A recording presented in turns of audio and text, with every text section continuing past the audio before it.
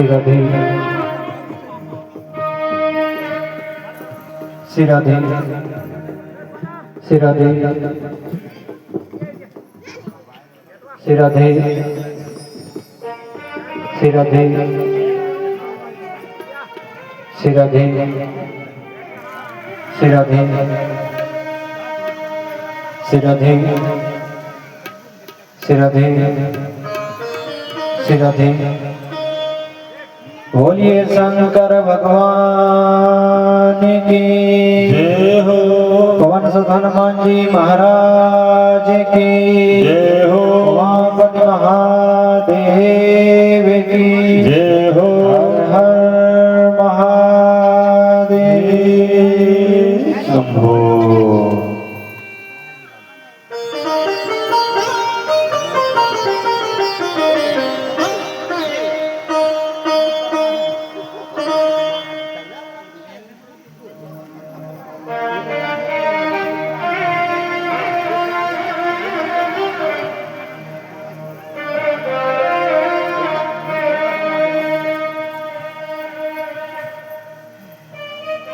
हरि ओम।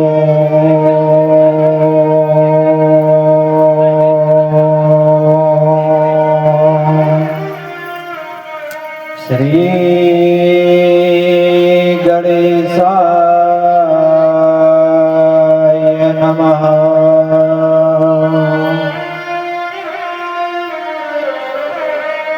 श्री सरस्वती नमः। श्री गुरु चरण कमलेभ्यो नमः।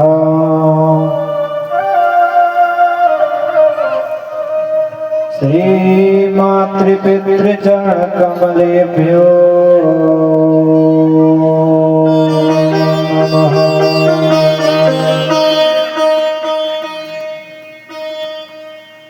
गजाननं भूतगणादिसेवितं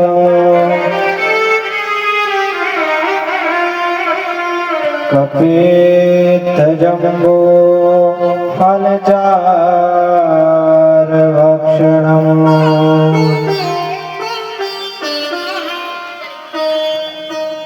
उमासुतं शोकविनाशकारिकम्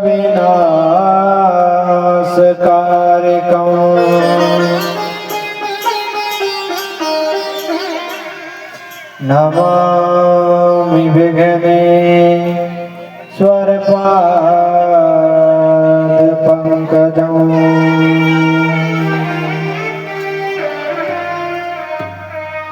वर्णानामर्थसंधानां रसानां छन्दसामपि मङ्गलानां च कर्तारो वन्दे वाणी विनायको।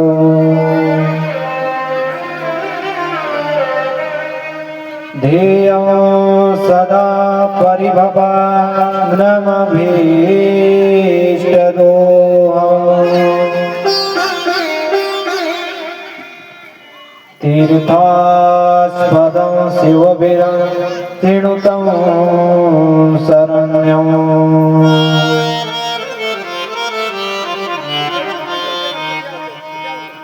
भृत्यार्तिहं प्रणतपालभवाप्तिपूतं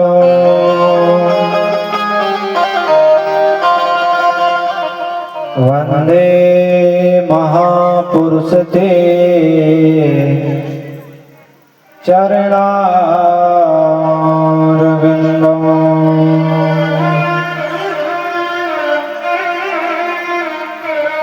मनोजवं मारुततुल्यवेगम्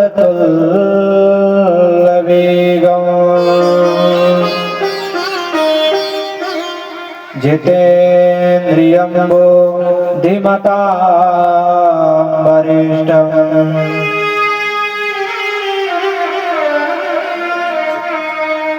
वातात्मजं वा नरयोतमुख्यम्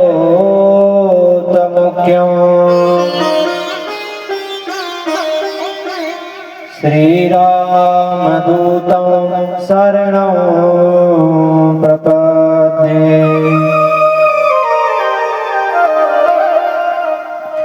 यस्यां केच विवादि भूधरसुता देवापगा मस्तके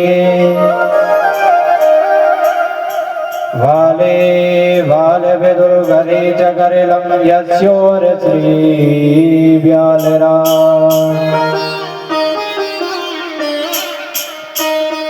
सोऽयं भूतिविभूतिभूषरधरा सर्वाधिपा सर्वदा सर्वा सर्वगतां शिवां शशिनिभां श्रीशङ्करा पातु माम्। वागर्धाविव सम्पृक्तौ वागर्धा प्रतिपत्तये जगता पितरौ वन्दे पार्वती परमेश्वरौ।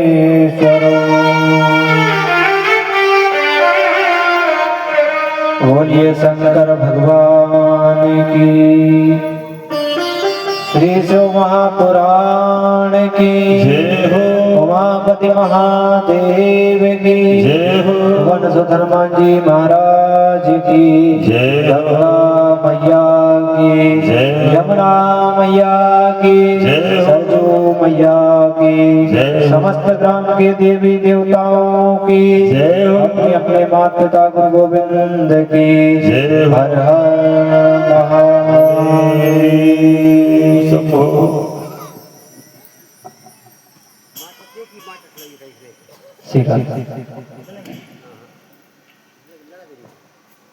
परम मंगल में परात्पर अखिलेश्वर अकारण करना वर्णालय भगवत वांछा कल्पतरु तडिंदित विंदित बागंबरधारी भगवान शंकर की बांगमयी प्रतिमूर्ति ऐसी सी शिव महापुराण ज्ञान गंगा में गोता लगाने के लिए चतुर्थ दिवस की मध्याह्न बेला पर हम और आप सभी लोग यहाँ पर एकत्रित हुए हैं।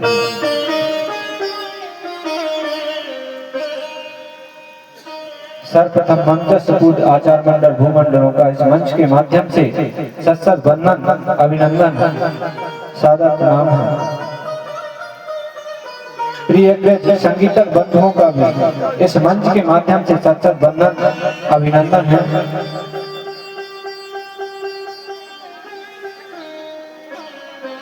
भक्तिमयी माताएं, नन्हे मुन्ने बाल, गोपाल जन, बहने जन, वृद्धजन, यत्र तत्र से पधारे हुए सभी महानुभावों का इस मंच के माध्यम से सत्सत वंदन अभिनंदन है। सबके हृदय में भगवान राजा रामचंद्र जी के दर्शन करते हुए सादर प्रणाम है।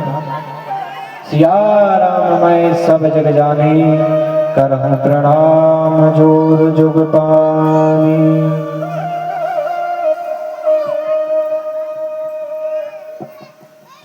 तो बड़ा ही शुभ अवसर है, उत्सव का समय है।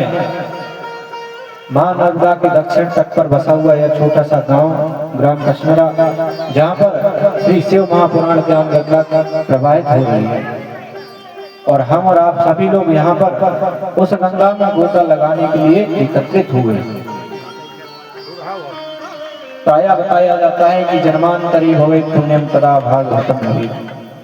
जन्म जन्मांतर के युग युगांतर के जब भाग्योदय होते हैं तब कहीं जाकर के सत्संग करने की इच्छा जागृत होती है, तब कहीं जाकर के भगवान नाम संकीर्तन में मन लगता है।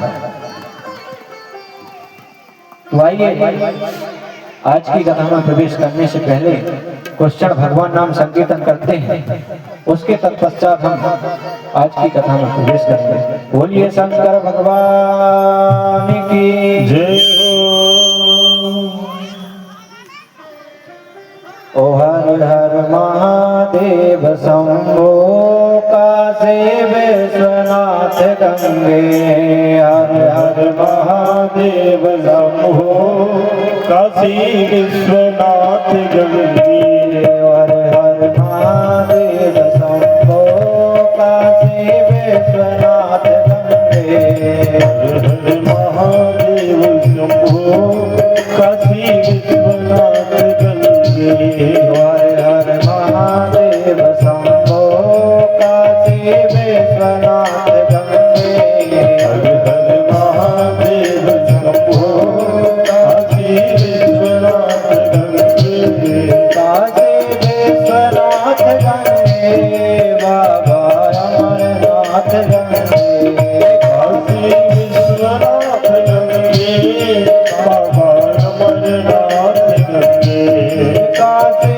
विश्वनाथ गंगे बाबा अमरनाथ गंगे काशी विश्वनाथ गंगे बाबा अमरनाथ गंगे हर हर महादेव शंभो काशी विश्वनाथ गंगे हर हर महादेव शंभो काशी विश्वनाथ गंगे हर हर महादेव शंभो काशी विश्वनाथ गंगे हर हर महादेव शंभो काशी विश्वनाथ गंगे मीठी मीठी तालियों की सेवा करते हैं।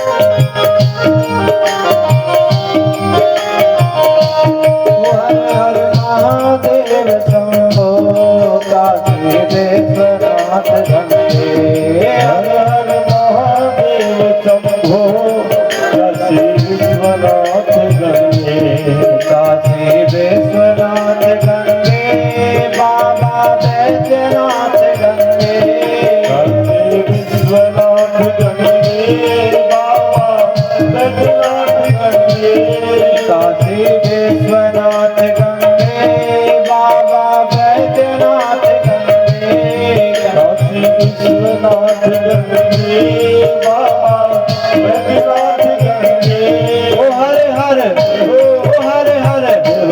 हर हर महादेव शंभो काशी विश्वनाथ गंगे हर हर महादेव शंभो काशी विश्वनाथ गंगे हर हर महादेव शंभो काशी विश्वनाथ गंगे हर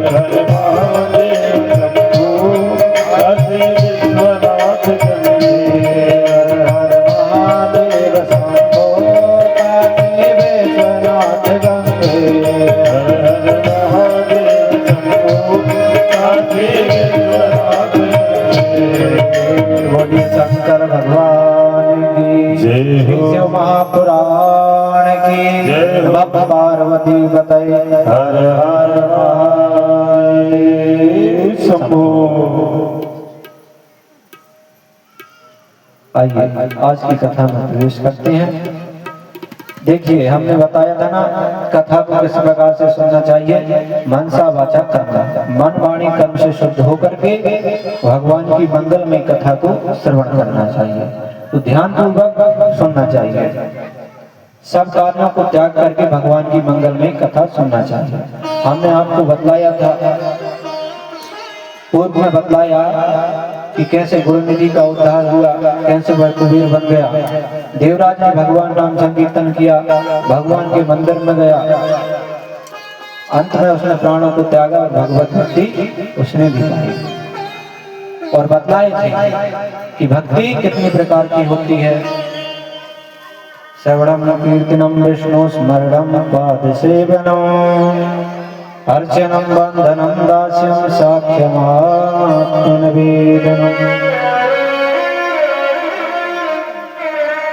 9 प्रकार से भगवान की भक्ति करनी चाहिए। मानस में भी कहा गया है, प्रथम भगति संतन कर संगा, दूसर गति मम कथा प्रसंग। तो भगवान की श्रद्धा भक्ति भाव के साथ भगवान की मंगलमयी कथा को श्रवण करना चाहिए। श्रवण अकेले नहीं करना है, उसे हृदय में धारण करना है, वही सच्चा श्रोता होता है। यदि आप इस कथा को श्रवण कर रहे हैं, यह जो कथा चल रही है, इसमें से यदि आप एक शब्द भी अपने हृदय में उतार लोगे तो आपका जो जीवन है वह कृतार्थ हो जाएगा।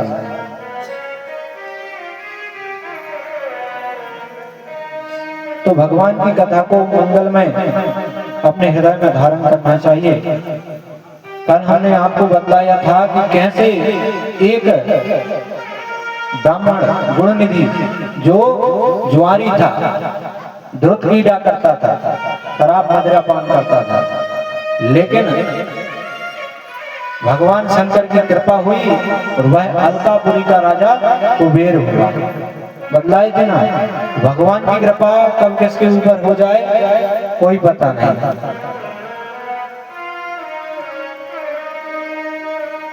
तो हमें सदा ईश्वर के समक्ष रहना चाहिए, भगवत भक्ति में लीन रहना चाहिए।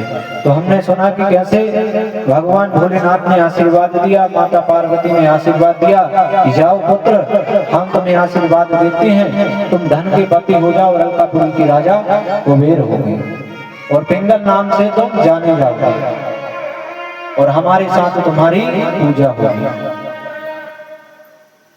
तो यहाँ पर श्री सूत जी महाराज से सौनकादि ऋषियों ने प्रश्न किया कि हे श्री सूत जी महाराज, आपने हमें यह तो बतला दिया कि कैसे गुणनिधि कुबेर बन गया, लेकिन हमने सुना है कि एक बार देवसी नारद अपनी पुत्री जो संध्या देवी थी उस पर मोहित हो गए थे। जरा हमें विस्तार पूर्वक बतलाइए। और हमने यह भी सुना है कि भगवान भोलेनाथ ने सती के साथ विवाह किया था और कुछ कारणवश ऐसा बना था कि माता सती ने अपने देह को त्याग दिया था। यहाँ पर अनेक प्रश्न कर डाले। श्री सूत जी महाराज कहते हैं, सौनकादि ऋषियों, आपने बड़ा ही सुंदर प्रश्न पूछा है। मैं आपको बतलाता हूँ कि संध्या देवी के ऊपर ब्रह्मा जी किस प्रकार से मोहित हुए थे, क्यों हुए थे, कारण क्या था। तो नारद जी कहते हैं, भगवती सती ने दक्ष के यज्ञ में अपने प्राणों की आहुति तो दी थी, लेकिन आगे चलकर हिमाचल की पुत्री बनी और पार्वती के रूप में वह प्रकट हुई थी और पुनः उन्होंने भोलेनाथ के साथ विवाह किया। सब विस्तार पूर्वक मैं आपको यह बतलाता हूँ। तो यहाँ पर ब्रह्मा जी नारद जी से भी कह रहे हैं, यह कथा हमने बताई थी ना, निरंतर चल रही है। ब्रह्मा जी नारद जी को सुना रहे हैं, भगवान शंकर माता पार्वती को सुना रहे हैं और श्री सूत जी महाराज सौनकादि ऋषियों को सुना रहे हैं। यह कथा निरंतर चल रही है, एक दूसरों को श्रवण करा रहे हैं। तो यहाँ पर ब्रह्मा जी कहते हैं नारद से कि एक समय की बात है जब मेरे द्वारा संध्या का प्राकट हुआ और संयोग बस उसी समय मैंने कामदेव को भी प्रकट किया। तो जैसे ही कामदेव का जन्म हुआ, वह अपने हाथों में पुष्प का धनुष और बाण लेकर के प्रकट हो गया।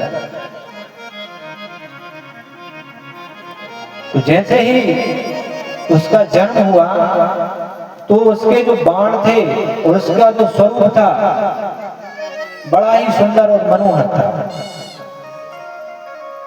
उसके स्वरूप को देख करके जो मेरे पूर्व पुत्र थे वह मोहित हो गए, यह कितना सुंदर है। विकार उत्पन्न हो गया, मोहित हो गए। जब इस प्रकार से मैंने देखा तो उस पुत्र से कहा कि तुम संसार में कामदेव के नाम से जाने जाओगे और यह जो 5 बाण है पुष्प के 5 बाणों को लेकर के संसार में सभी स्त्री पुरुषों को मोहित करेगा। यह आपके 5 बाण है, इसे तुम धारण करो। इस प्रकार से ब्रह्मा जी ने क्या किया, उसे आशीर्वाद दिया। तो कामदेव ने मन में विचार किया कि मुझे मेरे पिता ब्रह्मा ने आशीर्वाद तो दिया है, लेकिन मुझे इसका प्रयोग करना चाहिए।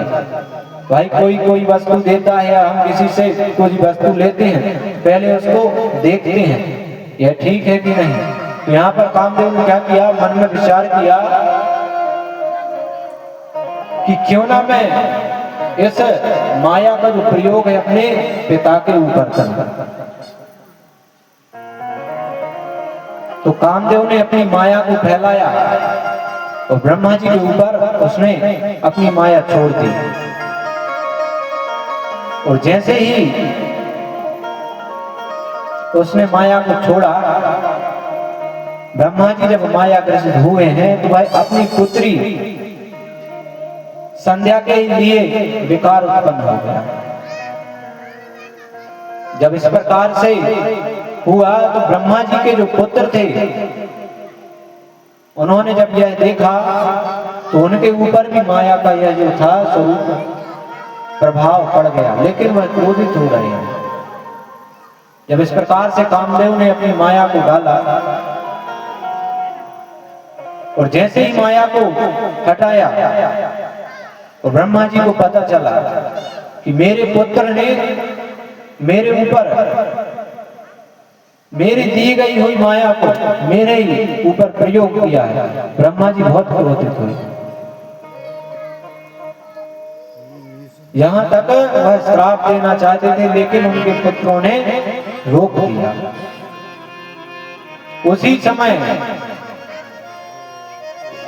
तुरंत जब माया के वशीभूत हुए थे तो उन्होंने भगवान शंकर का स्मरण किया। देव देव महादेव धर्मपाल नमोस्तुते, सृष्टि स्थिति विनाशाना कर्ता संभो त्वमेव हि।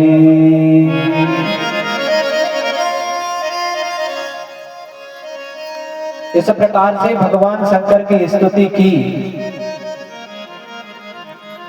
भगवान शंकर प्रसन्न हुए और प्रसन्न होकर के उनके समक्ष प्रकट हुए हैं।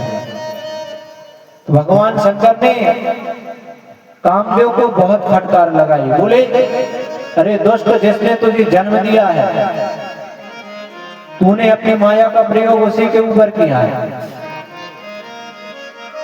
तुझे लज्जा नहीं आई।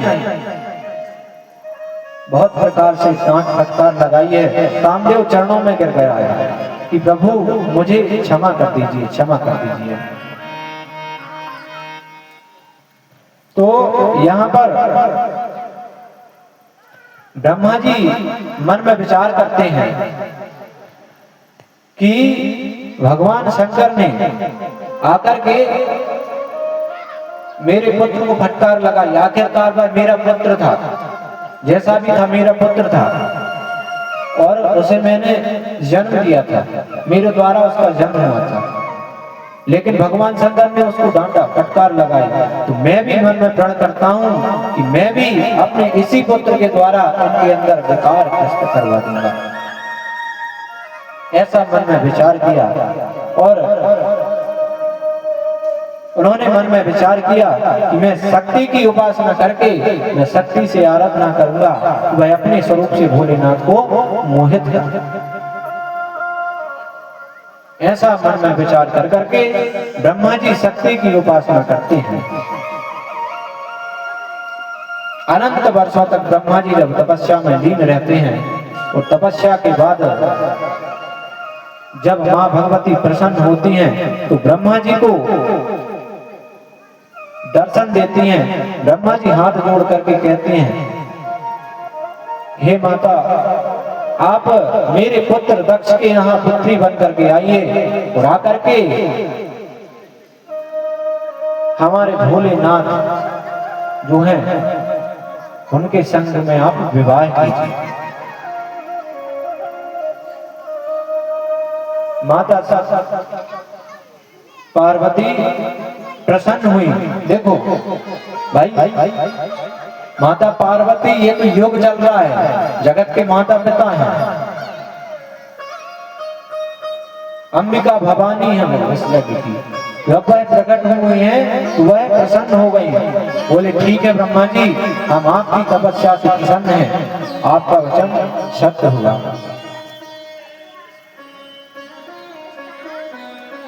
उन्होंने कहा कि आप जाओ दक्ष से कहो कि वह तपस्या करे, और जब वह तपस्या करेगा तब हम उसके यहाँ पर पुत्री बन करके आएंगे।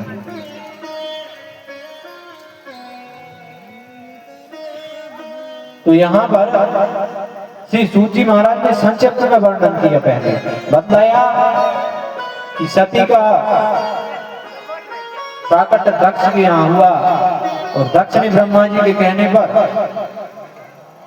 अपनी पुत्री का विवाह कराया, और क्रोधवश में आकर के सती जी ने अपना देह त्याग किया और पुनः हिमाचल के यहाँ जन्म लिया और भगवान शंकर के साथ विवाह किया। शौनकादिक ऋषियों ने प्रश्न कर दिया, बोले नहीं महाराज, विस्तार पूर्वक श्रवण कराइए। तो इस प्रकार से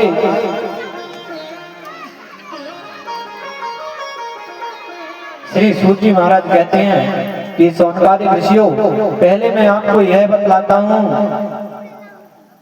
कि ब्रह्मा जी ने जो कामदेव को जो बाण दिए थे, जो मोहित करने वाले थे, वह कौन से थे और किस प्रकार थे और किस बाण से क्या होता था, मैं आपको यह बतलाता हूं।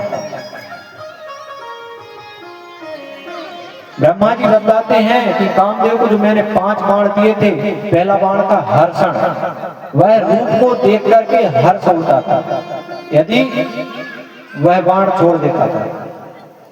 और एक होता था रोचन, आसक्ति, आसक्ति को खींचता था वह अपनी ओर। और दूसरा था मोहन, मोहित आधीन होना, अपने आधीन करता था। और जो चौथा बाण था शोषण, रूप प्राप्त न होने पर भी शोषित हो। और 5वां जो बाण था वह मारण था, मृत्यु का।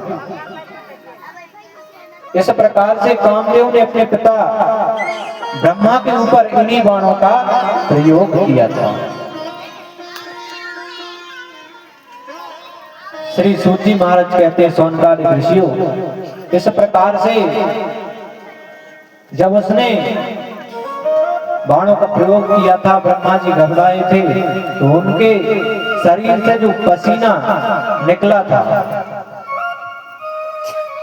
तो वह जब नीचे गिरा तो उससे 64,000 अग्निवास पितर और 86,000 वर्षित पितर का जन्म हुआ।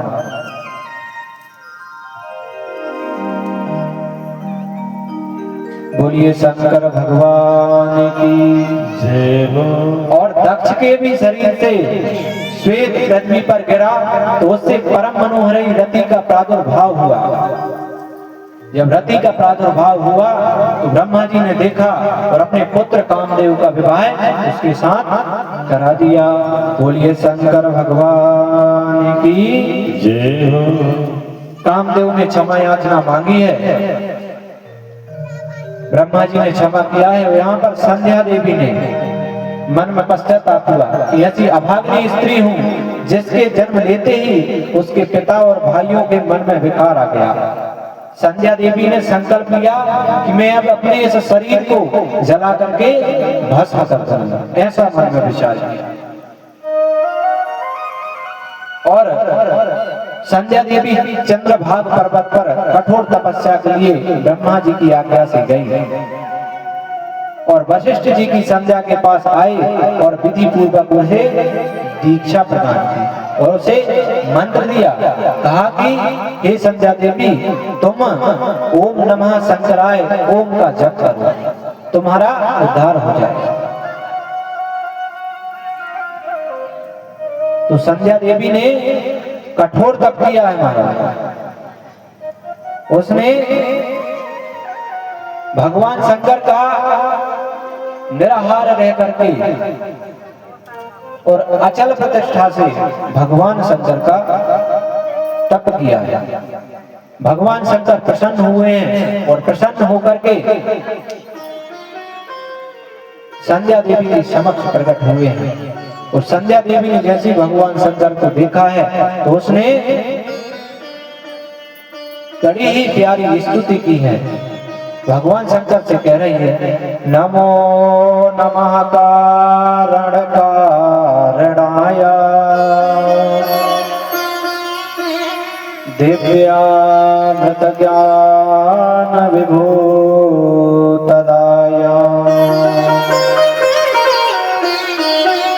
समस्त लोकातरभूधिराय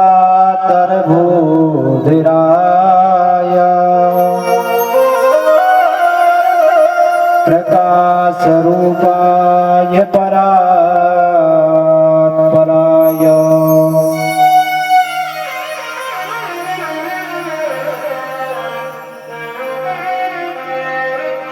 संध्या देवी प्रार्थना कर रही, हे प्रभु आप ही परम ब्रह्म परमात्मा हैं, आप ही इस संसार के जगदाता हैं, आप ही इस संसार को चलाने वाले हैं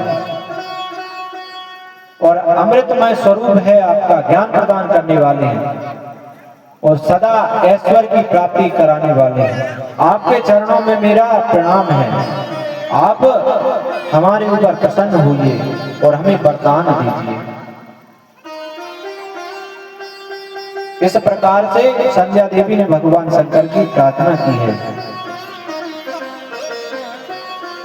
और यह आशीर्वाद क्या मांग रही है कि हे देवेश, इस आकाश तथा पृथ्वी में उत्पन्न होते ही किसी भी प्राणी पर काम का प्रभाव नहीं पड़ना चाहिए। इस प्रकार से वह आशीर्वाद मांग रही है। और तीनों लोकों में आचरण में मेरे समान कोई स्त्री ना हो। इस प्रकार से बार बार कहती है। तो भगवान शंकर कहते हैं कि जीवों के चार भाव होंगे। जीव अपने चार भाव से जन्म लेगा। पहला जो भाव होगा वह जीव प्रथम अवस्था में बाल अवस्था में होगा, जिससे उसे काम का कोई प्रभाव नहीं पड़ेगा। सभी शरीरधारी तीसरी अवस्था आने पर कुछ दूसरी अवस्था में सकाम होंगे। और तुम जैसी पतिव्रता नारी संसार में कोई दूसरी नहीं होगी। हम तुम्हें आशीर्वाद देते हैं। इस प्रकार से प्रार्थना की है। भगवान शंकर कहते हैं तुम्हारे पति के अतिरिक्त जो तुम्हें काम स्वभाव से देखेगा तो उसकी तुरंत मृत्यु हो जाएगी। हम यह आशीर्वाद देते हैं। और तुमने जो संकल्प किया था कि मैं अपने इस देह को त्याग दूंगी, तो तुम जाओ और जाकर के कुछ दूर चलो, महर्षि मेधातिथि यज्ञ कर रहे हैं और वहां जाकर के अपने इस देह को त्याग दो। इस प्रकार से भगवान शंकर ने कहा है। तो यहाँ पर संध्या देवी ने प्रार्थना की है भगवान की, आपने मेरे ऊपर कृपा की और मेरा तो आपके प्रति, मेरी तो हर सांस सांस में आपका सुमिरन है। मैंने जीवन पर्यंत तक आपका पूजन किया है और आपने मुझे फल स्वरूप दिया है। संध्या देवी ने प्रार्थना की है, हर सांस में हो सुमिरन तेरा, यूं बीत जाए जीवन मेरा। हर सांस में हो सुमिरन तेरा, यूं बीत जाए जीवन मेरा। हर सांस में हो सुमिरन तेरा, क्यों बीत जाए जीवन मेरा। हर सांस में हो सिमरन तेरा, यूं बीत जाए जीवन मेरा। तेरी पूजा करते बीते सांझ सवेरा, तेरी पूजा करते बीते सांझ सवेरा। तेरी पूजा करते बीते सांझ सवेरा। तेरी पूजा करते बीते सांझ सवेरा। यूं बीत जाए जीवन मेरा। यूं बीत जाए जीवन मेरा। हर सांस में हो सुमिरन तेरा, क्यों बीत जाए जीवन मेरा। हर सांस में हो सिमरन तेरा, यूं बीत जाए जीवन। सभी लोग मीठी मीठी तालियों की सेवा करते हैं।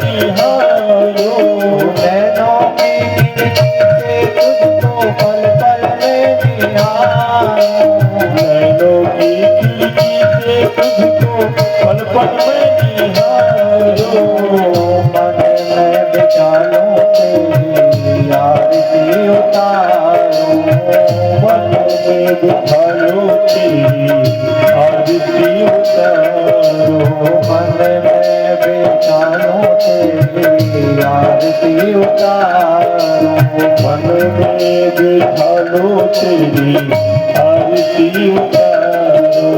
डाले रहूं तेरे चरणों में डेरा, यूं बीत जाए जीवन मेरा। डाले रहो तेरे चरणों में तेरा, यूं बीत जाए जीवन मेरा। हर सांस में हो सुमिरन तेरा, यूं बीत जाए जीवन मेरा। हर सांस में हो सिमरन तेरा, यूं बीत जाए जीवन मेरा। जय हो।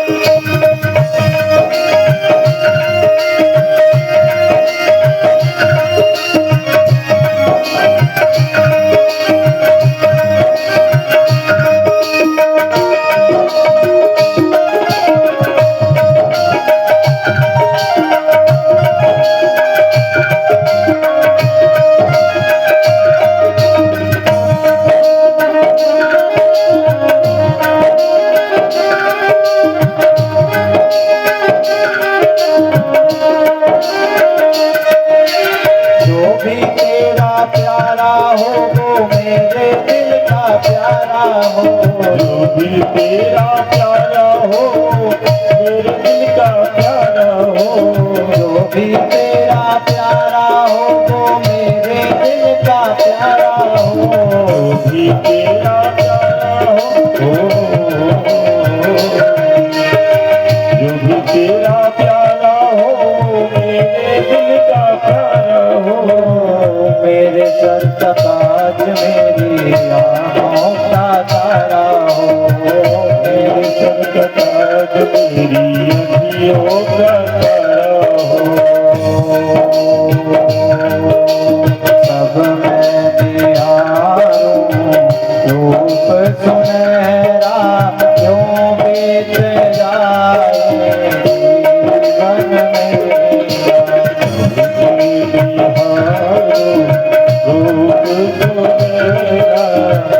यूं बीत जाए जीवन मेरा, हर सांस में हो सुमिरन तेरा क्यों बीत जाए जीवन मेरा।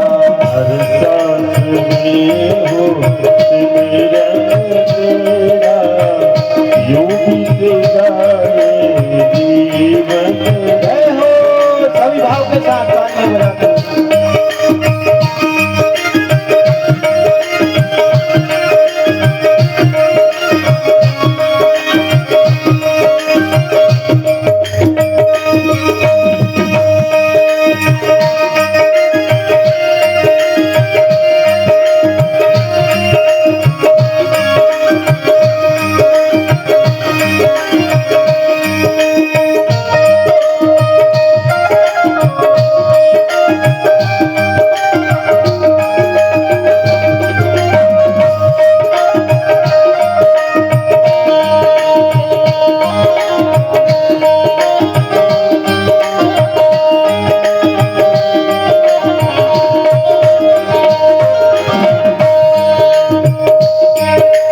प्यार हो सत्कार हो एतबार हो तुम्हारा, प्यार हो सत्कार हो एतबार हो तुम्हारा, प्यार हो सत्कार हो एतबार हो तुम्हारा, प्यार हो सत्कार हो,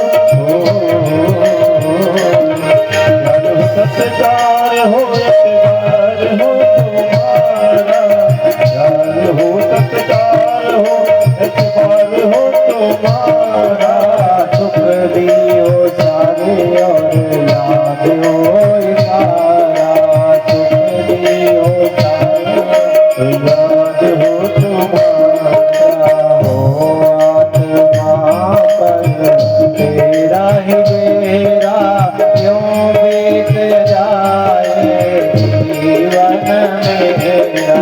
ओ आत्मा पर तेरा ही मेरा यूं बीत जाए जीवन मेरा, हर सांस में हो सुमिरन तेरा क्यों बीत जाए जीवन मेरा। हर सांस में हो सिमरन तेरा यूं बीत जाए जीवन। सभी लोग एक बार ऊपर हाथ उठा करके भगवान भोलेनाथ से क्या कहना है, सभी लोग गाएंगे एक साथ। हर सांस में हो सुमिरन तेरा क्यों बीत जाए जीवन मेरा। सांस में हो सुमिरन तेरा यूं बीत जाए जीवन मेरा, क्यों बीत जाए जीवन मेरा। यूं बीत जाए जीवन मेरा, क्यों बीत जाए जीवन मेरा। यूं बीत जाए जीवन मेरा। बोलिए शंकर भगवान की जय हो, हनुमान जी महाराज की जय हो, उमापति महादेव की जय हो, विश्व महापुराण की जय हो। हर हर महादेव शंभो।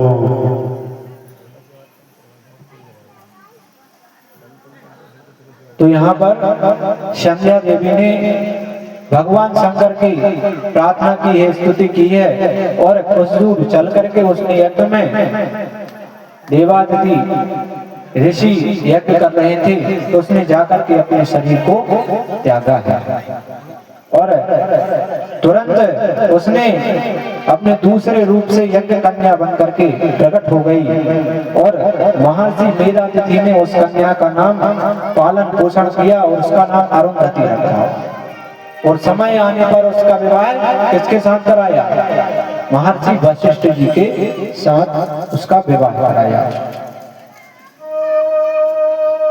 श्री सूची महाराज कहते ऋषियों, इस प्रकार से ब्रह्मा जी के समक्ष एक बार भगवान नारायण प्रकट हुए हैं। ब्रह्मा जी ने प्रार्थना की है कि हे प्रभु, मैं चाहता हूं कि भगवान शंकर अब विवाह करें, भगवती से वह विवाह करें, मेरी इच्छा है। यदि आप इच्छुक हैं तो चलो हमें चल करके भगवती की आराधना करना चाहिए, प्रार्थना करना चाहिए। ब्रह्मा जी की आज्ञा पाकर के सभी लोग भगवती की आराधना करने के लिए गए हैं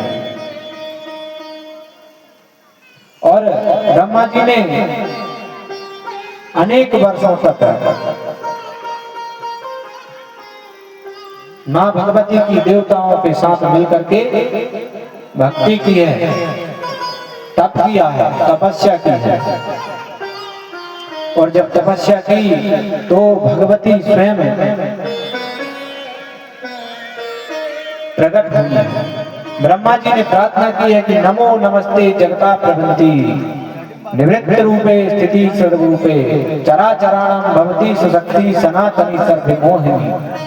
हे जगत की प्रवृत्ति, हे जगत की माता, आप जगत का पालन पोषण करने वाली हैं और आप चराचर शक्ति हैं, सनातनी, सबको मोहित करने वाली हैं। आप ही लक्ष्मी हैं, आप ही शक्ति हैं, आप ही सरस्वती हैं, आप ही के जो स्वरूप हैं जो अन्यत्र अलग अलग हैं। आप ही ब्रह्मा के देवी और भगवान शिव को मोहित कर सकती हैं। आप जन्म लेकर के भगवान शंकर से विवाह कीजिए, उन्हें मोहित करिए, आप उनसे विवाह करिए। इस प्रकार से उन्होंने प्रार्थना की है।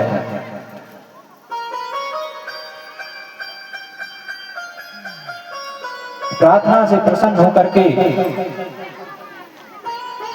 भगवती ने आज्ञा दी है कि दक्ष से कहो कि वह यज्ञ तपस्या इत्यादि करना लग जाए, हम उसके यहाँ पुत्री के रूप में जन्म लेंगे। ब्रह्मा जी ने आज्ञा दी है और ब्रह्मा जी की आज्ञा से दक्ष ने इस बार देवताओं के 3000 वर्ष तक कठोर तप किया। कुछ दिन बाद दक्ष ने तपस्या करने के बाद अपनी सृष्टि की, तो उसने सर्वप्रथम 10,000 हर्षयस पुत्रों को जन्म दिया और जैसे ही जन्म दिया और उनसे कहा कि जाओ तुम तपस्या करना और उसके बाद सृष्टि करना, तो जैसे ही वह तपस्या करने के लिए जा रहे थे तो नारद जी रास्ते में मिल जाते हैं, उन्होंने भटका देते हैं, उनसे कुछ प्रश्न पूछने लग जाते हैं, उनसे पूछने लग जाते हैं कि भाई वह कौन सी नदी है जो दोनों तरफ बहती है, वह कौन सी गुफा है जिसमें जाने के बाद मनुष्य कभी लौट करके नहीं आता। इस प्रकार से प्रश्न पूछते हैं तो वह बोलते महाराज हमें पता नहीं है। तो बोले जब तुमको इतना नहीं पता तो तपस्या किस लिए करने के लिए जा रहे हो? बोले महाराज आप ही बता दो। तो नारद जी कहते दोनों तरफ कौन सी नदी बहती है? बोले माया। और वह गुफा कौन सी है जिसमें मनुष्य जाता है तो निकल करके वापस नहीं आता? कौन सी गुफा है? बोले वह मोक्ष। यदि एक बार मोक्ष हो गया तो दोबारा लौट करके नहीं आता। तो बोले क्या करें? बोले काम करो तुम हमारी तरह बाबा जी बन जाओ। नारद जी ने उन 10,000 पुत्रों को बाबा जी बना दिया। दक्ष ने सुना तो क्रोधित हो गया, लेकिन इस बार उसने फिर 1,000 सवा लाख नामक पुत्रों को जन्म दिया। उन्हें भी नारद जी ने क्या किया? उन्हें भी बाबा बना दिया। ऐसे ही प्रश्न करते। दक्ष क्रोधित हो गया। दक्ष ने नारद जी को श्राप दे दिया, कहे नारद तुम बार बार मेरे पुत्रों को वैराग्य धारण करा रहे हो, मैं तुम्हें जाओ श्राप दे रहा हूं कि तुम्हारे जो चरण हैं और तुम एक घड़ी से ज्यादा कहीं पर नहीं टिकोगे। दक्ष ने जब श्राप दिया तो नारद जी ने कुछ नहीं कहा, चुपचाप नारद जी चले गए। दक्ष को आश्चर्य तो हुआ कि मैंने नारद जी को श्राप दे दिया, लेकिन कुछ नहीं बोला। श्री सूची महाराज कहते हैं, ऋषियों इस बार दक्ष ने पुनः षष्ठी की और 60 कन्याओं को जन्म दिया। 10 कन्याओं को तो उसने धर्म को ब्याया और 13 कन्या कश्यप मुनि को ब्याही। 27 कन्या जो थी वह चंद्रमा को ब्याही गई और 2 कन्या अंगिरा ऋषि को और 2 कन्या कश्यप को और अन्य कन्याएं जो थी सभी ताक्षर नामक को प्रदान की। इसके तत्पश्चात फिर दक्ष ने 60 कन्याओं को जन्म दिया और सहित दक्ष ने प्रेम सहित जगदम्बा का ध्यान किया है, प्रार्थना किया है और उसने स्तुति की है, बड़ी ही स्तुति की है। 1-2 लाइन हम भी गुनगुना लेते हैं। उसने स्तुति की है, देवी दुर्गे उमा विश्व जननी रमा मातु तारा, एक जगदम्बे तेरा सहारा। देवी दुर्गे उमा विश्व जननी रमा मातु तारा, एक जगदम्बे तेरा सहारा। देवी दुर्गे उमा विश्व जननी रमा मातु तारा, एक जगदम्बे तेरा सहारा।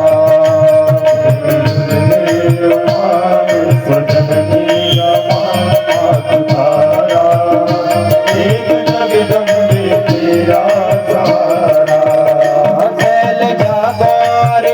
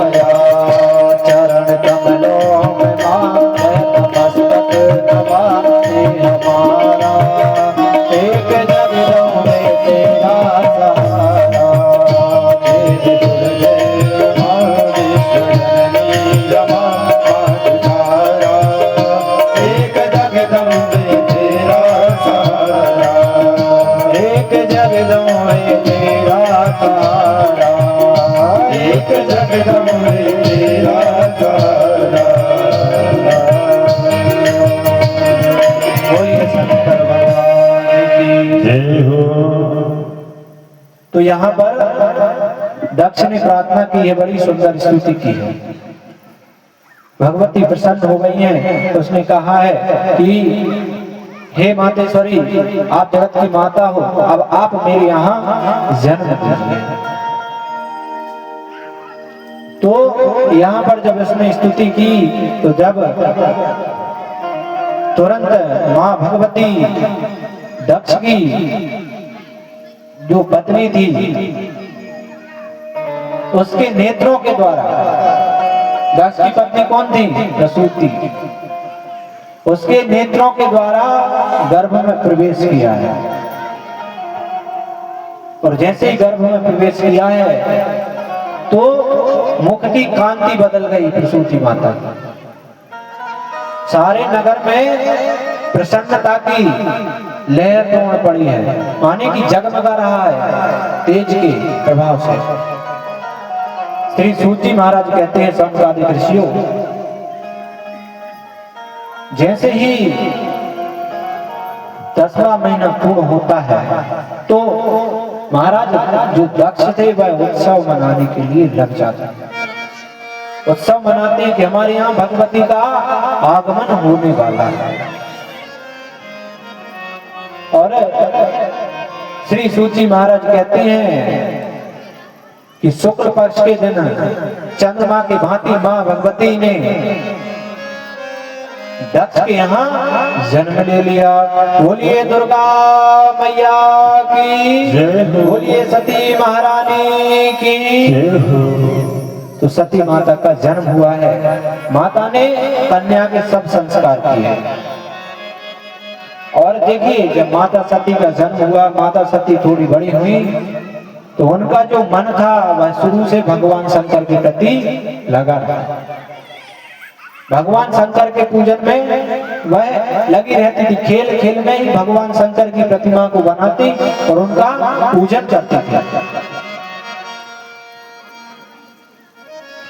और उसके बाद नारद जी ने भी बतलाया था। नारद जी गुरु हैं, तो उन्होंने सुन भी रखा था। तो वह खेल खेल में ही भगवान का पूजन करती थी। इसके बाद अब यहाँ पर भगवती का जन्म हुआ और उन्होंने भगवान की मूर्ति बना करके, नंदा मूर्ति बना करके भगवान की पूजा की। और माता सती ने नंदा अनुष्ठान किया भगवान शंकर को पति स्वरूप में पाने के लिए। नारद जी ने उपदेश दिया है। यहाँ पर ब्रह्मा जी और विष्णु जी भगवान शंकर के पास जाते हैं और प्रार्थना करते हैं कि हे भोलेनाथ, हे महेश्वर, कुछ ऐसे असुर आगे चल करके उत्पन्न होंगे जिनकी मृत्यु मेरे हाथों होगी, विष्णु जी के हाथों होगी और आपके हाथों होगी। लेकिन कुछ ऐसे भी उत्पन्न होंगे जिसकी मृत्यु आपके पुत्रों के द्वारा होगी। इसलिए आप विवाह कर लीजिए। भगवान भोलेनाथ ने कहा कि विवाह तो कर लेंगे, विवाह की कोई बात नहीं है, लेकिन हमारे लिए इसे एक कन्या तो बताओ। ब्रह्मा जी ने कहा कि बस प्रभु, हमने देख ली है, आप तो राजी हो जाओ। बोले कौन है? बोले महाराज दक्ष जो मेरा पुत्र है ना, उसकी जो पुत्री है, सबसे छोटी पुत्री जिसका नाम सती है, उससे आपका विवाह होगा। भगवान शंकर ने कहा वह तो ठीक है, लेकिन उनसे जाकर के है कहो कि पहले वह तपस्या करें हमें पति स्वरूप में पाने के लिए, तब हम उसका वरण करेंगे। भगवान शंकर ने आज्ञा दी है। यहाँ पर ब्रह्मा जी ने दक्ष को आज्ञा दी है। दक्ष के द्वारा नारद जी ने उपदेश किया है कि तुम जाकर के भगवान शंकर का तप करो। तो सती ने भगवान का तप किया है, अनेक वर्षों तक तप किया, और जल में खड़े होकर के शीतकाल में, ग्रीष्म काल में अग्नि से तप करके, गर्मी के समय में अग्नि के पास बैठ करके तप किया है। बारिश के टाइम में खुले आसमान के नीचे खड़े होकर तप किया, कठोर तप किया है। भगवान शंकर प्रकट हुए हैं। भगवान शंकर ने कहा कि देवी, आप किस कारण बस यह जो व्रत है आप कर रही हैं वह हमें बतलाइए। वह कहती हैं कि हम आपको पति स्वरूप में पाना चाहते हैं, आप हमें अर्धांगिनी स्वरूप में स्वीकार कीजिए। भगवान प्रसन्न हो जाते, कहते हैं देवी, हम आपके तप से प्रसन्न हुए हैं, हम आपको आशीर्वाद देते हैं कि हम आपको अर्धांगिनी स्वरूप में स्वीकार करेंगे। यहाँ पर दक्ष के पास ब्रह्मा जी और भगवान नारायण आते हैं और आकर के दक्ष से प्रार्थना करते हैं, कहते हैं दक्ष, तुम अपनी पुत्री का विवाह अब भगवान भोलेनाथ के साथ करा दीजिए। तो ब्रह्मा जी की आज्ञा को मान करके दक्ष ने भगवान शंकर और माता सती का विवाह करा दिया। बोलिए शंकर भगवान की। विवाह कब हुआ? बतलाया गया कि चैत्र शुक्ल की जो त्रयोदशी पड़ती है, रविवार का दिन था और पूर्वा फाल्गुनी नक्षत्र था। भगवान ने विवाह कर लिया शुभ मुहूर्त देख करके, और विवाह होने के तत्पश्चात भगवान भोलेनाथ सती को लेकर के कहां पहुंचे? शमशान में पहुंचे। वहां पर निवास करने लग जाते हैं और अनेक कालों तक निवास करते हैं। तो उसके बाद कैलाश पर्वत पर जाते हैं। यहां पर श्री सूची महाराज से शौनकादि ऋषियों ने प्रश्न कर दिया कि हे श्री सूची महाराज, हम जानना चाहते हैं कि ऐसा कौन सा कृत्य माता सती ने कर दिया था जिसके कारण भगवान शंकर ने उनका परित्याग कर दिया था।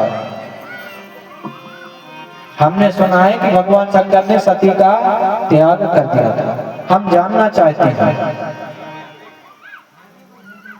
हमें बतलाइए। बोले ठीक है, हम आपको बतलाते हैं। तो यहाँ पर श्री सूची महाराज कहते हैं, शौनकादि ऋषियों, एक बार की बात है, भगवान शंकर उत्तर से दक्षिण की तरफ आ रहे थे। इतने में क्या हुआ? समय कौन सा था? त्रेता युग चल रहा था। भगवान शंकर आ रहे थे। भगवान शंकर ने क्या देखा कि भगवान रामचंद्र जी अपने भाई लक्ष्मण के साथ वन में भटक रहे हैं, दुखित हो रहे हैं, चिंतित हो रहे हैं। किसे ढूंढ रहे हैं? माता सीता को ढूंढ रहे हैं, व्याकुल हो रहे हैं। पत्तों से पूछ रहे हैं, वृक्षों से पूछ रहे हैं कि तुमने मेरी सीता को देखा है क्या? गोस्वामी जी लिख रहे हैं, हे खगमग मधुकर श्रेणी, हे खगमग मधुकर श्रेणी, तुम देखे सीता तुम देखी सीता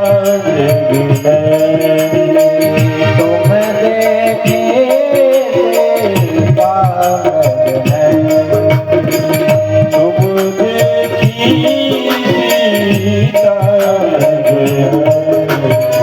यहाँ पर भगवान रो रहे हैं क्योंकि नारद जी ने श्राप दिया था ना, कल हमने आपको बतलाया था। तो उसी श्राप का परिणाम हो रहा है।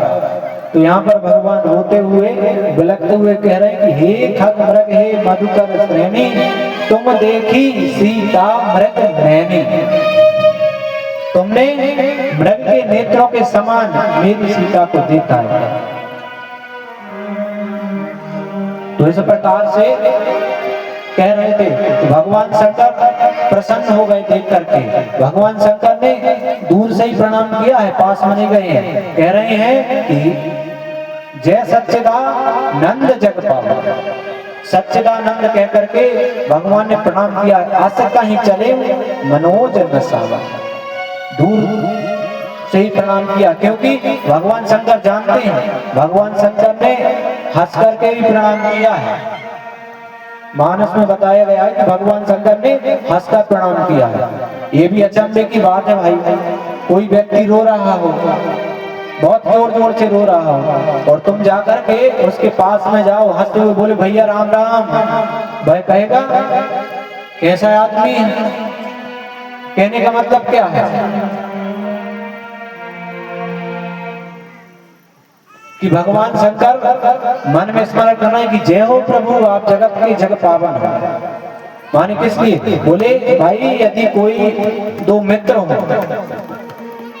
और वो दोनों किस में काम कर रहे हो? रामलीला मंडल में काम कर रहे हो, और एक मित्र बाहर बैठा है, दर्शकों के साथ बैठ करके वो रामलीला को देख रहा है, और उसका जो एक मित्र है वह कोई ऐसा पाठ कर रहा है, ऐसा प्रस्ताव कर रहा है कि माने वह रो रो करके उसको पूरा कर रहा है। तो उसका मित्र यही हंसते हुए कहेगा कि वाह भैया क्या कृत्य कर रहा है। हंसते हुए कहेगा ना, भगवान क्या कह रहे हैं कि भगवान यह लीला कर रहे हैं। उन्होंने प्रणाम किया, लेकिन यहाँ पर माता सती ने देखा कि भगवान शंकर ने यह जो राजकुमार हैं इन्हें प्रणाम किया, आखिर यह है कौन? प्रश्न कर लिया। बोले ना तो आप ये प्रणाम कर रहे थे, है कौन? भगवान शंकर ने बतलाया कि हे देवी, यह कोई साधारण मनुष्य नहीं है, यह भगवान नारायण के ही स्वरूप हैं, जिन्होंने अयोध्या में महाराज दशरथ के यहाँ जन्म लिया है। यह राम है, यही भगवान नारायण है, और मैं इन्हीं को जपता रहता हूं। लेकिन सती जी को यहाँ संशय हो गया, मन में विचार किया कि मैं कैसे मान लूं, भोलेनाथ है, हो सकता है भोलेनाथ मुझसे ऐसे ही कह रहे हैं, तो संशय हो गया। तो भगवान शंकर ने कहा यदि तुम्हारे मन में संशय है तो जो तुम्हारे मन में अति संदेह हो तो किन जाए परीक्षा लो, जाकर के परीक्षा ले लो। माता सती ने कहा कि हाँ ये बात ठीक है। बोले हम जाकर के परीक्षा लेंगे। तो माता सती मन में विचार करती कि क्या किया जाए। तो उन्होंने क्या किया, तुरंत मन में विचार आया कि यह जो है सीता जी को ढूंढ रहे हैं, क्यों ना मैं अपना स्वरूप सीता का धारण कर लूं, वो पता चल जाएगा कि यह भगवान है कि नहीं। यदि भगवान होंगे तो मुझे पहचान जाएंगे, नहीं तो मुझे ही सीता समझ करके बैठे। ऐसा मन में विचार किया और उन्होंने तुरंत सीता का स्वरूप धारण किया है और आगे आगे चलने लगी। और जैसे ही आगे आगे चली हैं तो भगवान ने क्या किया,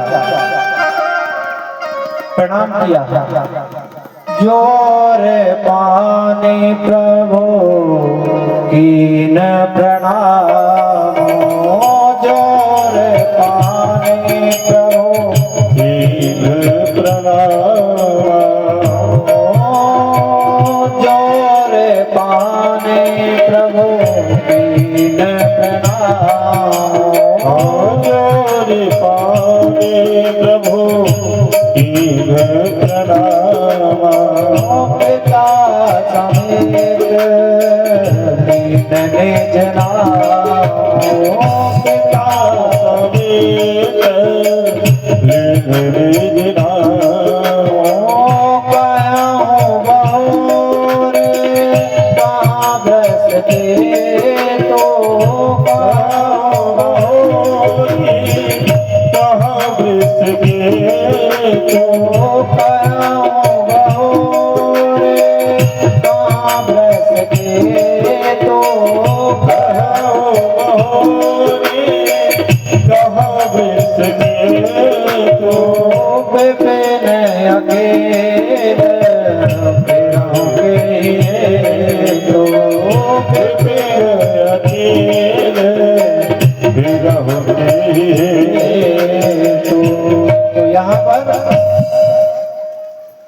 रामचंद्र जी ने मन में विचार किया कि ओहो, यह हमें माया दिखा रही है। तो भगवान रामचंद्र जी ने क्या किया, प्रणाम किया, और ऐसे प्रणाम नहीं किया, जोर पानी तब कीन प्रणाम, पिता समेत लीन निज नाम, अपने पिता का नाम जोड़ करके और सती जी को प्रणाम किया है।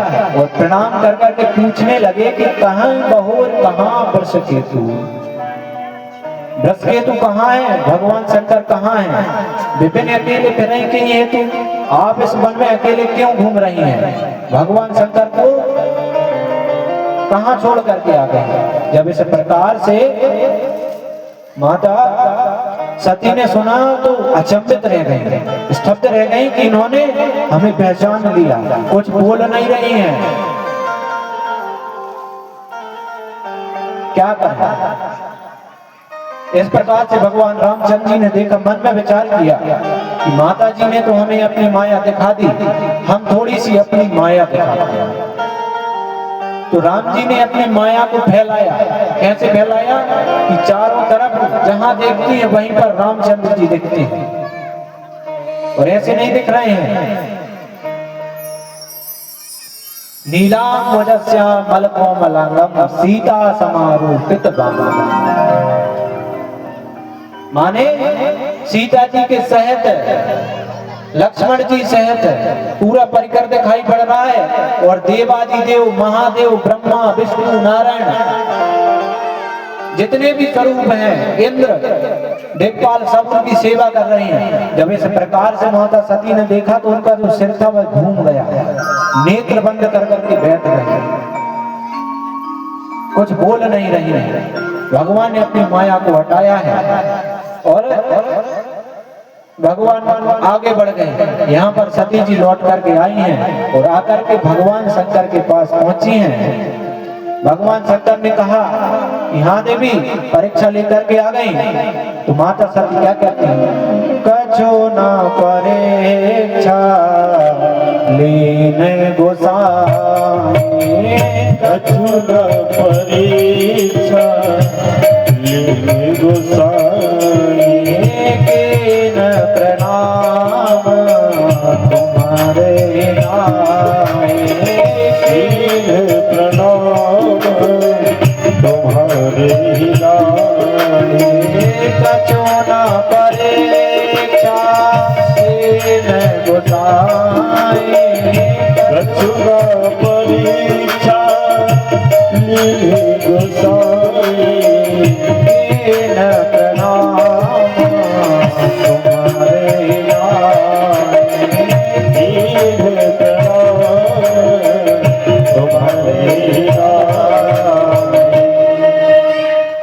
तो माता सती यहाँ पर झूठ बोल देती हैं, कहते हैं स्वामी जी मैंने कुछ परीक्षा नहीं ली, कछु न परीक्षा लीन गोसाई, कीन प्रणाम आपके, तुम्हारे ही ना है, माने कि तुमने जैसे प्रणाम किया था ऐसे ही मैं भी प्रणाम कर करके आ गई।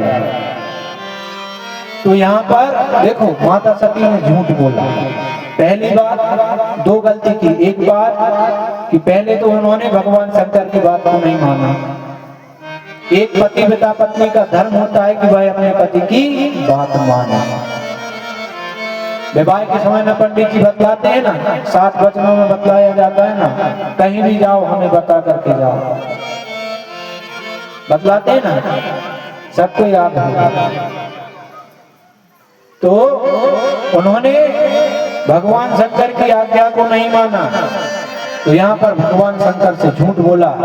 भगवान शंकर ने ध्यान रखा, समाधि लगाई, और समाधि लगा करके भगवान शंकर ने जैसे ही देखा है तो सारा जो कृत्य किया था वह भगवान शंकर के समक्ष देखा था।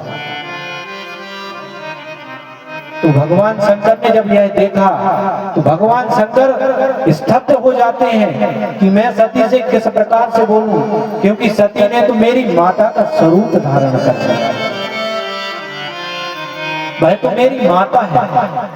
भगवान शंकर ने कुछ नहीं कहा, भगवान शंकर माता सती से कुछ नहीं कहते और सीधे कैलाश पर्वत पर चले जाते हैं। और भगवान शंकर की समाधि लग जाती है। ऐसी वैसी समाधि नहीं लगती। 87,000 वर्ष की समाधि लग जाती है। जब 87,000 वर्ष पूर्ण होते हैं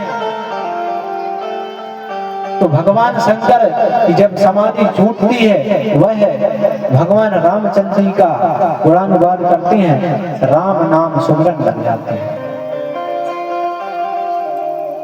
तो माता सती ने जब देखा कि भगवान शंकर की समाधि खुल गई है, तो वह भगवान शंकर के समक्ष जाती हैं, तो तुरंत भगवान शंकर माता सती को सम्मुख आसन देते हैं। और जैसे ही सम्मुख आसन देते हैं तो माता सती समझ जाती है कि भगवान शंकर ने मेरा परित्याग कर दिया है। जब कभी मैं भगवान शंकर के पास आती थी तो भगवान शंकर कहते थे कि आओ देवी बैठो, वाम अंग पर विराजमान करते थे, लेकिन आज भगवान ने समक्ष बैठा दिया, माने कि मेरा त्याग कर दिया है। कालांतर व्यतीत होते हैं। श्री सूत जी महाराज कहते हैं, सोनकादि ऋषियों, प्रभु की माया होती है। ब्रह्मा जी ने अपने पुत्र दक्ष को प्रजापति बना दिया और उस दक्ष के प्रजापति बनने के बाद एक देव सभा बुलाई गई। तो उस सभा में सभी देव लोग, राजा महाराजा सभी लोग आए थे। तो दक्ष पहली बार राज्य सभा में सम्मिलित होने वाला था। ब्रह्मा विष्णु महेश तीनों लोग गए थे और जैसे ही दक्ष उस सभा में प्रवेश कर रहा था तो सभी लोग खड़े हुए, लेकिन त्रिदेव खड़े नहीं हुए। वह त्रिदेव कौन थे? ब्रह्मा विष्णु महेश, वह जगत के पिता थे। तो दक्ष ने मन में विचार किया कि ब्रह्मा तो मेरे पिता हैं और नारायण मेरे परपिता हैं, मेरे पिता के पिता हैं, लेकिन यह जो शंकर है यह तो मेरा दामाद है, यह मुझे देख करके क्यों नहीं खड़ा हुआ?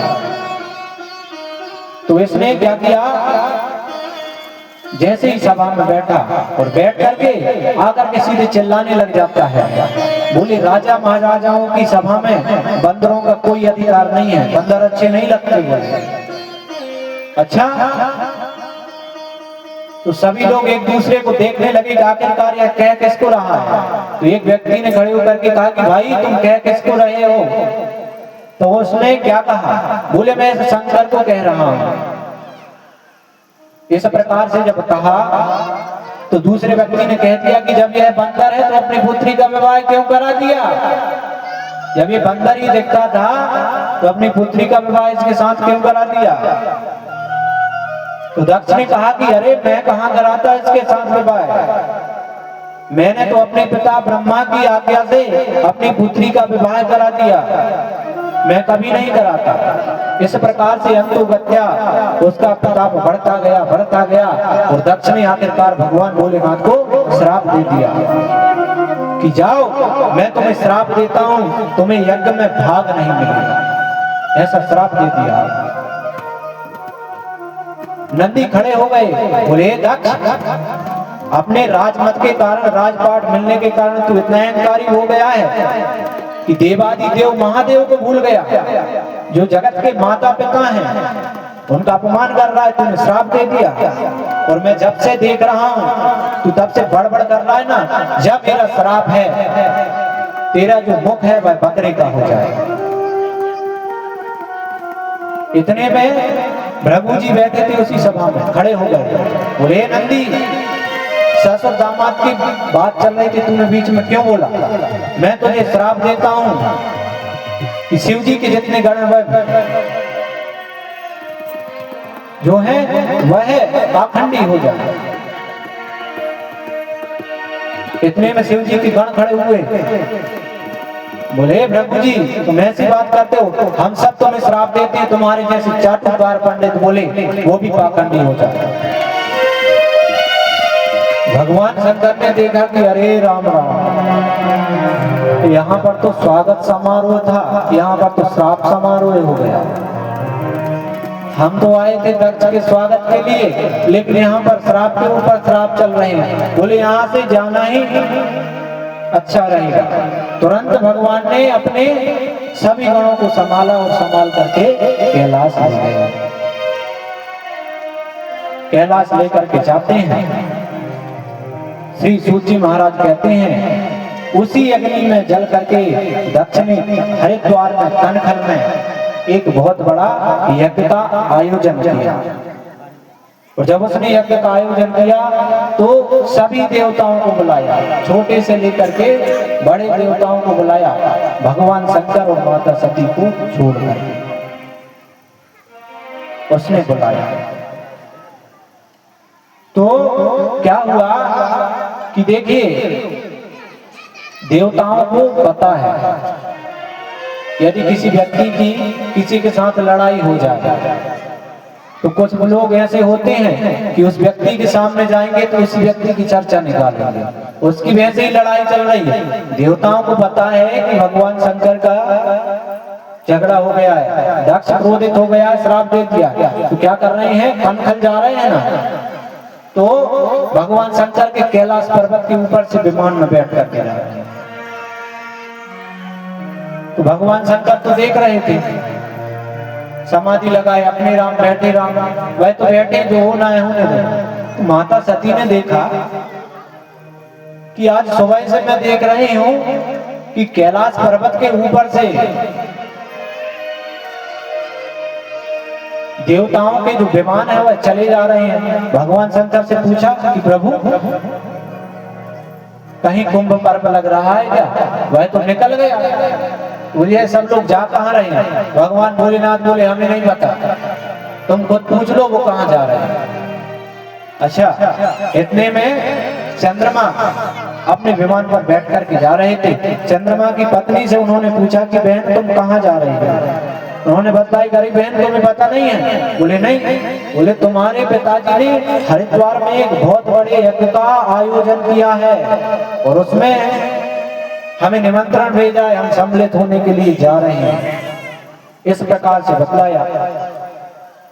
तो माता सती कहती अरे राम राम राम, मेरे पिताजी ने यज्ञ का आयोजन किया और मुझे ही नहीं बुलाया। तो मन में विचार करती हैं, लेकिन मन में विचार करती हो सकता है भेजा हो, कभी डाक आने में गड़बड़ा जाती, फंस जाती है, हो सकता है भूल गए हों। लेकिन भगवान शंकर के पास जाती हैं, जाकर के प्रार्थना करती हैं हे प्रभु। और देखिए माता सती किस प्रकार से विनय कर रही हैं कि हे प्रभु आपके ससुर के यहाँ यज्ञ का आयोजन हो रहा है। उससे पहले क्या कहते थे कि मेरे पिता के यहाँ, आज क्या कह रहे हैं कि प्रभु आपके ससुर ने एक बहुत बड़े यज्ञ का आयोजन किया है, आप उस यज्ञ में नहीं जाओगे? तो भगवान भोलेनाथ ने कहा जाने का तो मन था लेकिन निमंत्रण ही नहीं आया। बोले प्रभु चलना चाहिए, उन्होंने भेजा तो होगा, क्योंकि मेरे पिताजी मुझसे बहुत प्रेम करते हैं। भगवान शंकर ने कहा कि देवी बिना निमंत्रण के हम नहीं जाएंगे। तो माता सती ने कहा कि कुछ जगह ऐसी है कि बिना बुलाए जाना चाहिए। बोले कहाँ कहाँ? बोले मित्र के यहाँ, गुरु के यहाँ, पिता के यहाँ, मंदिर में। तो इस प्रकार से बतलाया।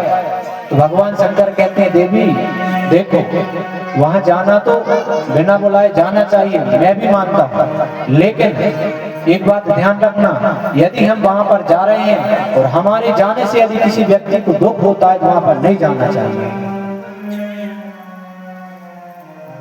भले वहां पर सोना क्यों ना बरसता हो, तुलसी तहां न जाइए कंचन बरसे हैं। वहां पर स्वर्ण की भी बरसात हो तो वहां पर नहीं जाना चाहिए। भगवान भोलेनाथ ने समझाया है, लेकिन माता सती नहीं मानी। बोले भोलेनाथ आपको चलना पड़ेगा। भगवान भोलेनाथ ने कहा कि देवी हम तो नहीं जाएंगे। क्यों नहीं जाओगे? आज भोलेनाथ ने अभी तक वह जो श्राप दिया था दक्ष ने अभी तक छुपा करके रखा था, माता सती को बतलाया। माता सती ने सुना, लेकिन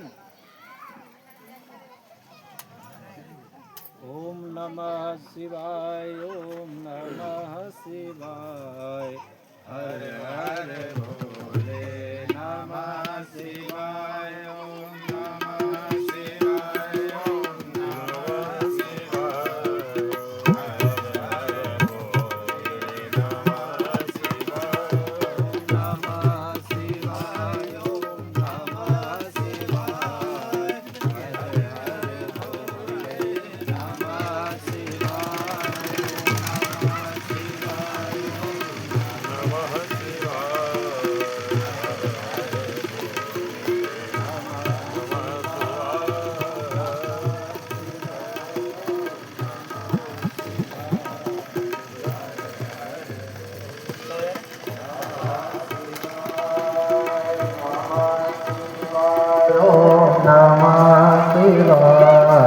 हर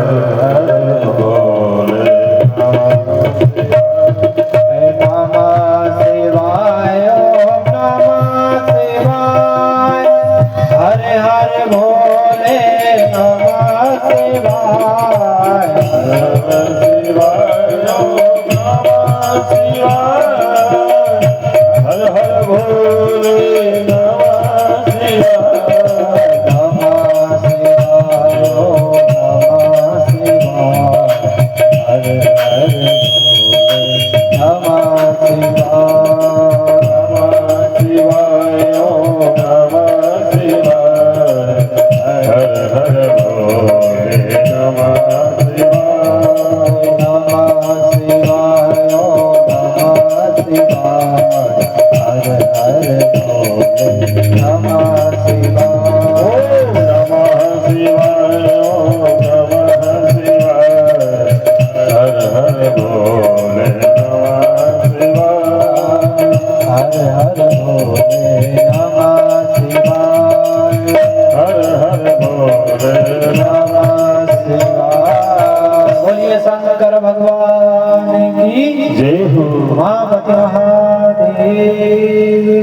हर हर महादेव।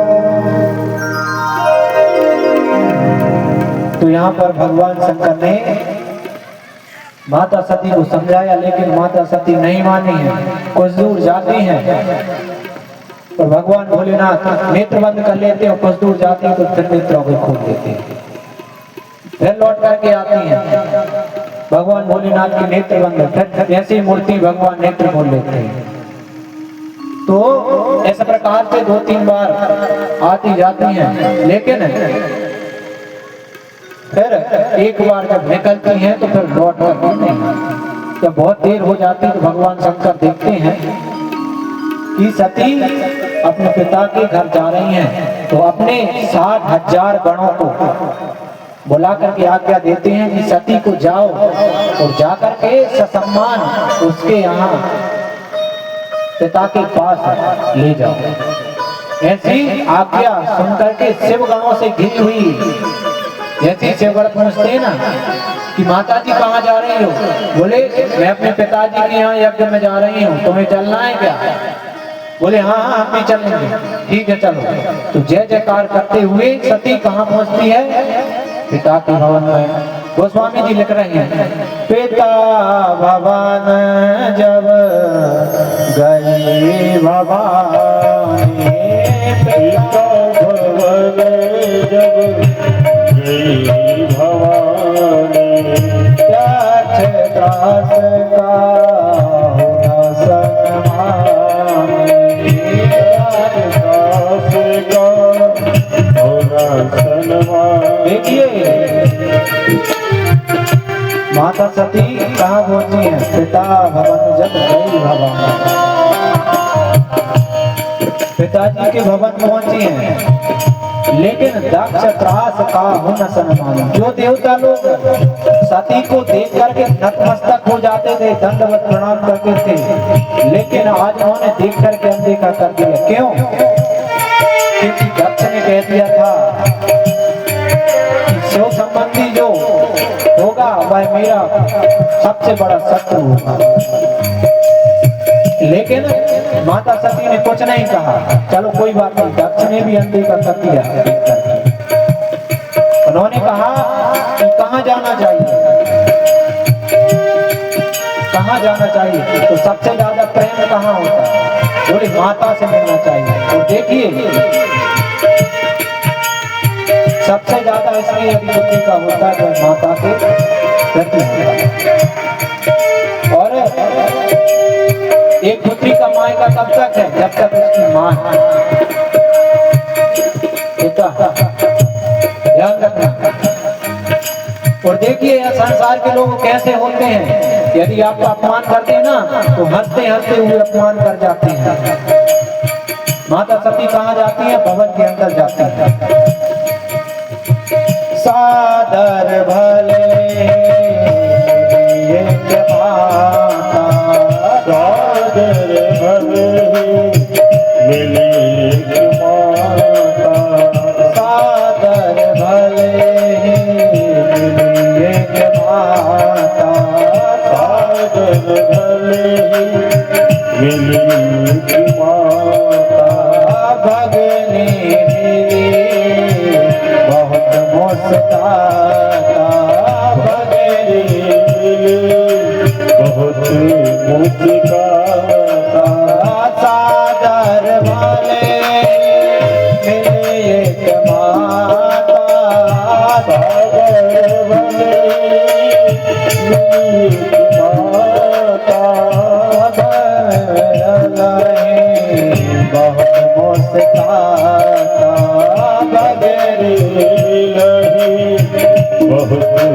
देखिए यह संसार के लोग अब दिखाई पड़ते हैं। भगनी मिली बहुत मुस्काता, जान रही हैं कि पिताजी ने सती को बुलाया नहीं था और आई है। तो हंसते हुए बहनों ने अपमान कर दिया। क्या कह दिया? अरे सती, हमने तो सुना था कि पिताजी ने तुझे नहीं बुलाया, लेकिन तू चली आई। चल कोई बात नहीं है, अपने पिताजी का घर है, लेकिन तू आ तो गई। ये अपमान वाली बात है। दूसरे ने क्या कहा? अरे सती, वह सब ठीक है, पहले ये तो बता, तेरा जो पति था उसने महल बना लिए नहीं रहने के लिए, कि अभी भी शमशान में घूमता है? बोले वस्त्र पहनने लगा कि नहीं, कि अभी भी मृगछाल डाले हुए? अपमान कर रही है। माता सती जब सुन रही है तो अंदर ही अंदर क्रोध अग्नि मचल रही है। पहले ही अपमान कर दिया, अंदर पहुंची है। माता ने जब देखा है तो हृदय से लगा दिया है।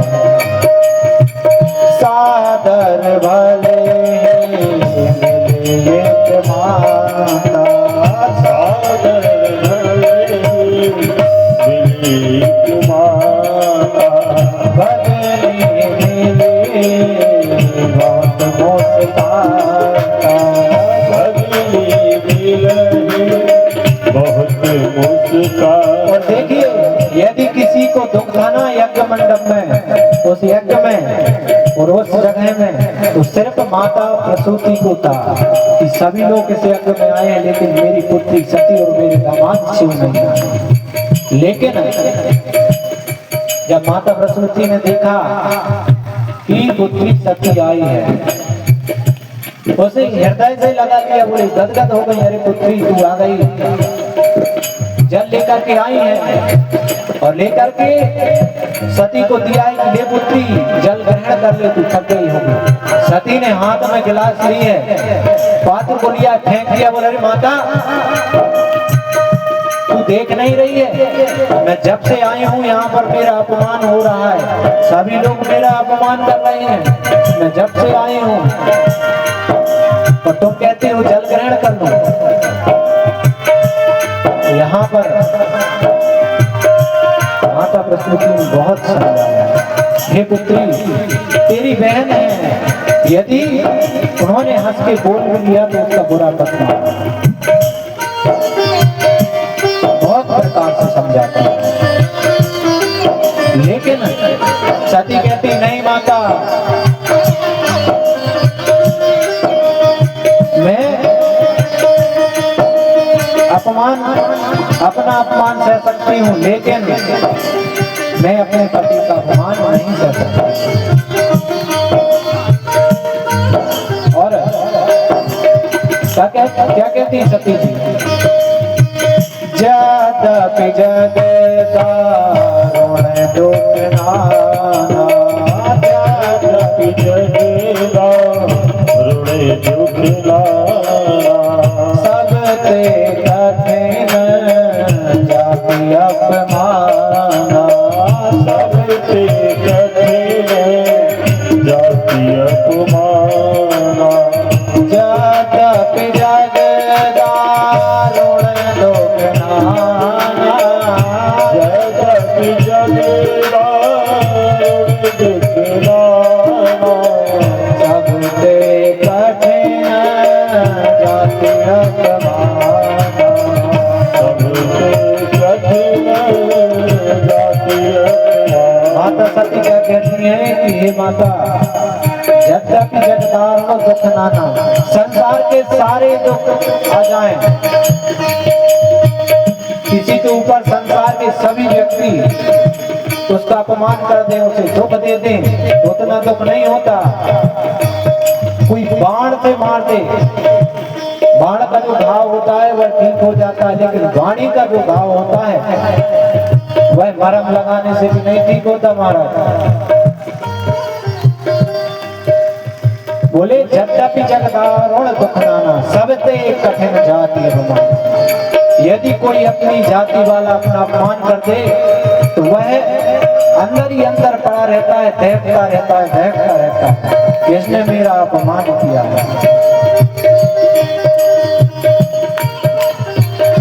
तो यहाँ पर क्या हुआ, माता सती ने कुछ नहीं सुना और सीधे यज्ञ मंडप पर पहुंची। तो यज्ञ मंडप पे जब पहुंचती है ना, वहां जाकर के क्या देखती हैं, इसके जो पिता दक्ष हैं उन्होंने देखा कि सती आ रही है, तो देख करके अनदेखा कर दिया। फिर भी माता सती ने कुछ नहीं कहा, लेकिन उन्होंने जाकर के क्या देखा कि छोटे से छोटे देवताओं का उस यज्ञ में भाग है, आहुति दे रहे हैं। बृहस्पति स्वाहा, शनिश्चराय स्वाहा, इंद्राय स्वाहा, विष्णवे स्वाहा, लेकिन कहीं पर भी महादेव का स्थान नहीं है, देवादिदेव का स्थान नहीं है। इस प्रकार से जब देखा ना, तो अब रहा नहीं गया। एक पतिव्रता स्त्री अपने शरीर को त्याग सकती है, लेकिन अपने पति का कभी अपमान नहीं सहन कर सकती। दक्ष को ललकारा कि अरे दक्ष, तू अपने मत में इतना अहंकारी वशीभूत हो गया है कि तूने देवादिदेव महादेव का अपमान किया है। और मैं तो अभाग्नी हूं कि मेरा जो जन्म है तेरे द्वारा हुआ है, क्योंकि जब माता अंबिका ने जब वरदान दिया था ना दक्ष से एक प्रतिज्ञा रखी थी, यदि तुम मेरा अपमान करोगे तो मैं उसी दिन अपना शरीर त्याग करूंगा। वही समय आया है। कहा कि दक्ष, तुम इतने अहंकार वशीभूत हो रहे हो कि महादेव को भूल गए, और अरे मैं तो तुम्हें कुछ कर भी नहीं सकती, क्योंकि तुम्हारे ही द्वारा मेरा यह शरीर मिला। लेकिन यदि मैं लौट करके यहाँ से जाऊंगी तो भोलेनाथ मुझे दक्ष कुमारी कह करके पुकारेंगे, मुझे अच्छा नहीं लगेगा। इसलिए मैं अपने शरीर को यहीं पर नष्ट कर दूंगी। तुरंत माता सती ने क्या किया है, अस कह जोग अग्नि तनु जारा,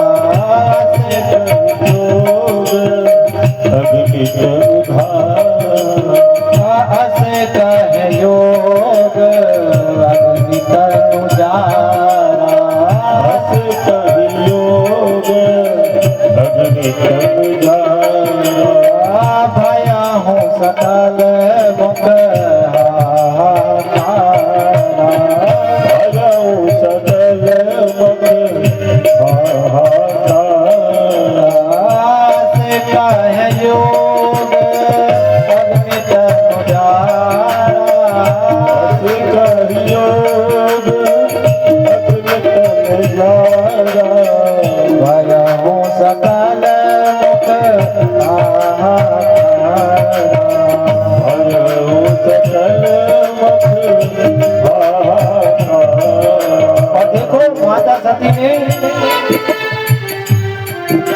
ऐसा कह करके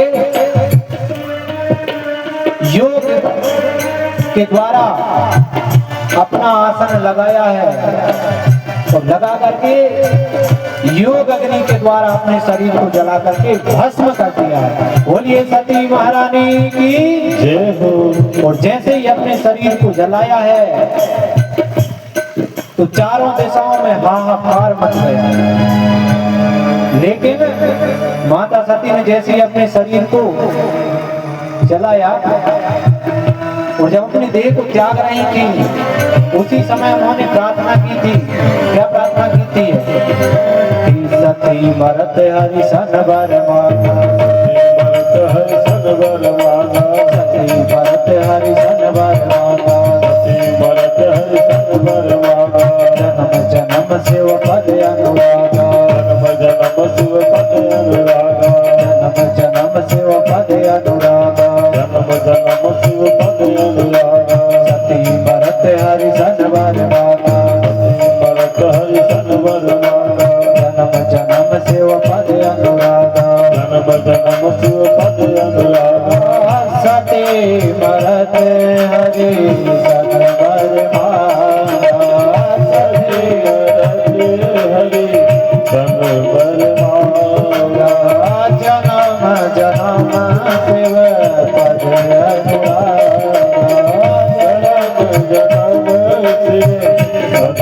अनुरागा, जन्म जन्म शिव पद अनुरागा।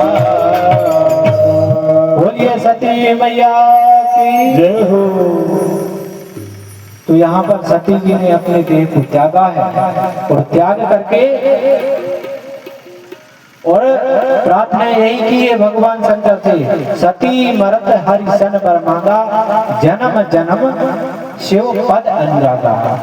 हे प्रभु, मैं आपसे प्रार्थना करती हूँ कि मैं जो देह त्याग रही हूँ, जब मेरा दूसरा जन्म होगा ना, तो जब भी मेरा जन्म हो सदा आपके चरणों में मेरी प्रीति रहे, निष्ठा रहे। इस प्रकार से प्रार्थना की है। लेकिन जैसे ही सती ने देह को त्यागा है तो यहाँ पर शिवगण जो आए हुए थे सबने सभी देवताओं के ऊपर आक्रमण कर दिया। यहाँ पर नारद जी ने जब देखा तो नारद जी तुरंत कहाँ पहुंचे? भगवान शंकर के पास। सारा वृत्तांत बतला दिया। भगवान शंकर क्रोधित हो गए और क्रोधित होकर के अपनी जटा को उखाड़ करके पटक दिया। और जैसे ही जटा को उखाड़ करके पटका तो उसमें से एक भद्र प्रकट हुआ, रुद्र।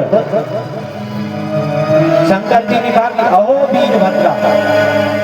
जो कौन थे? वीरभद्र जी। बोलिए वीरभद्र जी महाराज की जय हो।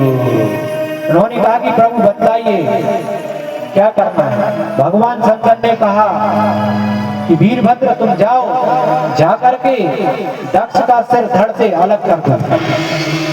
जब तक सती थी तब तक उससे मेरा रिश्ता था, लेकिन जब सती ही नहीं तो वह रिश्ता किसका? तुरंत वीरभद्र गए हैं और वहां पर भगवान नारायण, उस यज्ञ में भगवान नारायण भी गए थे। भगवान नारायण से पूछा कि प्रभु आप यहाँ पर क्यों आए हैं? जब भगवान शंकर नहीं आए, आप क्यों आए?